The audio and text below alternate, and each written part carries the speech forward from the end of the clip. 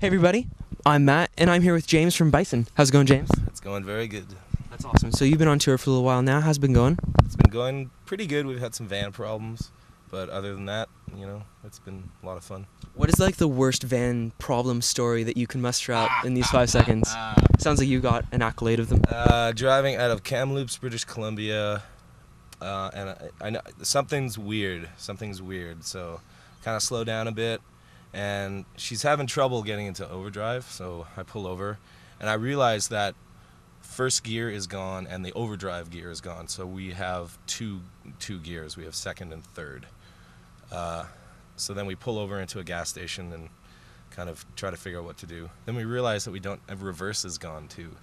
So we There's no reverse. You can't go. You can't back up. And this is just outside of Kamloops, and we have a show in Edmonton.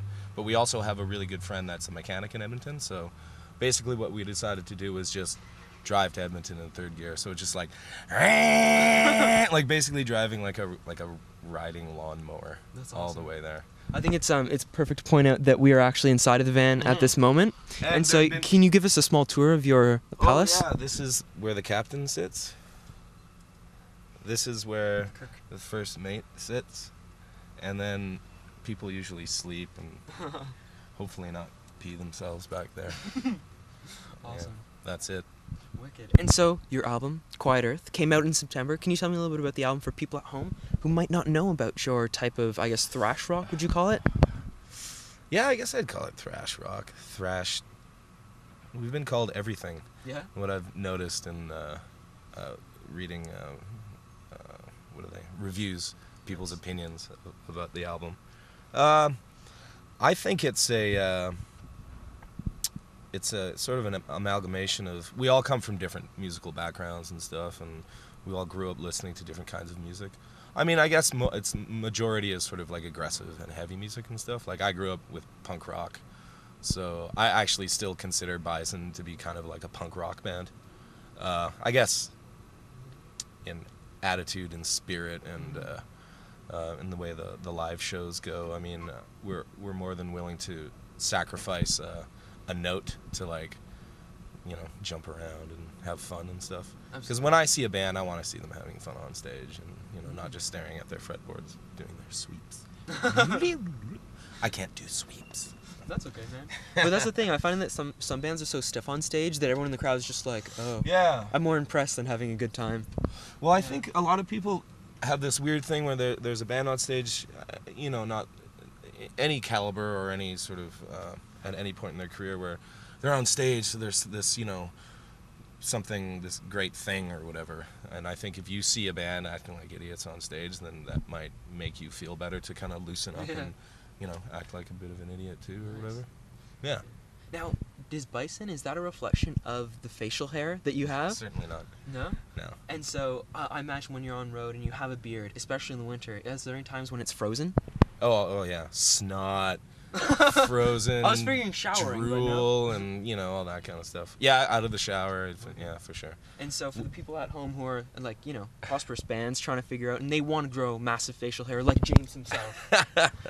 James, how can you teach these youngsters? Well, what I try to tell the young folks is, you want this? Mm-hmm. It's just, it's so much work, man, because I don't just roll out of bed and look like this, man. Like, this takes, I've got stylists, I've got, you know, makeup, hair, you know, I've got all those people working for me right now. So, I mean, you just have to wait till you make the big time, and then maybe, just maybe, you can look like this much of a douchebag.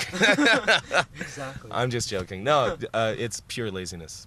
Awesome. I don't like shaving, so it's sort of like a masculine liberation, so to speak, without sounding, you know, privileged and chauvinistic. About the massive facial, because I'm jealous, because I can only grow what I call, like, comfortingly, the Johnny Depp mustache, which is pretty much just like the nasty ass stash, and that's just the mustache and a little bit of beard here. Yeah. And so I'm looking for any suggestions whatsoever. And rub it maybe. Because most of our demographic, although it changes, you know, as the days goes by, but most of our demographic are fat dudes with beards, believe it or not. So Bears. they like to, yeah, exactly, bears. So they like to identify with, it's building that sort of strong connection with your audience, right? Okay. Well, tell me a little bit more about Quiet Earth, because your first EP was called Earthbound. Yep. This one's called Quiet Earth. Mm-hmm. Is there some sort of thematic thing going on, or was it just a real loose sort of, real stupid kind of thematic theme? Kind of an inside joke, kind of metaphor, I guess. I mean, it's the new album revolves mostly around death, I think. Okay. Many forms of death, spiritual death, death of the planet, environmental death, economic, financial death, personal, like corruption and corruption of the soul and things like this. Mm-hmm. And the way it's tied in is, it's just embarrassing to even say, but I guess there's this sort of like race of alien Bison people on this other planet. Nice. Okay, and is that the one in the ship, or the? Yeah, and I don't even smoke weed. So this is just because we're idiots. The first album, their planet has been destroyed through war and environmental degradation and whatnot. So they take off to Earth because they know that this is going on over here. So it's like an easy target. They're gonna come, wipe it out, and start new on our planet. So that's Quiet Earth, is that Bison dude getting ready to conquer, fuck shit up. Well, it teaches a lesson, really. I mean, tough love, right? You guys can't take care of this shit, then we're gonna take over and take care of it for you. Exactly, which is kind of would be very ironic, being that when the Europeans came to North America, they just killed all the bison, threw them over the edge, and so to come back in full force, it's like... And absolutely, yeah. I mean, exactly. The underdog, right? I mean, back to the name, I mean, I grew up in Winnipeg, Manitoba. So bison imagery was everywhere where I grew up. It's on our provincial flag, bison, everything. So it's always been a really strong image in my mind. And it's a strong beast, it's stoic and quiet, but it could be devastating if it wanted to. Large you know what phallus. I mean? Absolutely. Well, actually, compared to their body mass. Really? Disappointing? Yeah, no, not really. That's a shame. Oh well.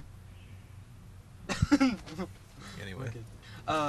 Actually, you're about to play MTV Live, the Masonic Hall, in 3 days. Oh yeah, that's right. We are doing that. That's true. So, how excited are you for that? I guess I'm supposed to say right now, it's a dream come true. I'm not excited about it at all. How come? I don't know. It's those. I mean, I appreciate people that are interested in my band and the music. In the music world, it's very hard to understand why people are interested in your band and what there's always what's the catch. Like. It sets you apart differently from other bands. So, I don't know. Maybe I don't know.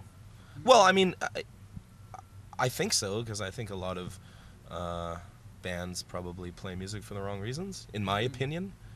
I mean, you certainly don't start a metal band to be rich and famous. No. Even though I do want a guitar-shaped pool one day. But anyway, yeah, you don't start, you sell houses to get rich. But I don't know. MTV Live, we're gonna chalk it up to like a really fucking weird thing, and hopefully we'll get a really wicked story to tell people out of it.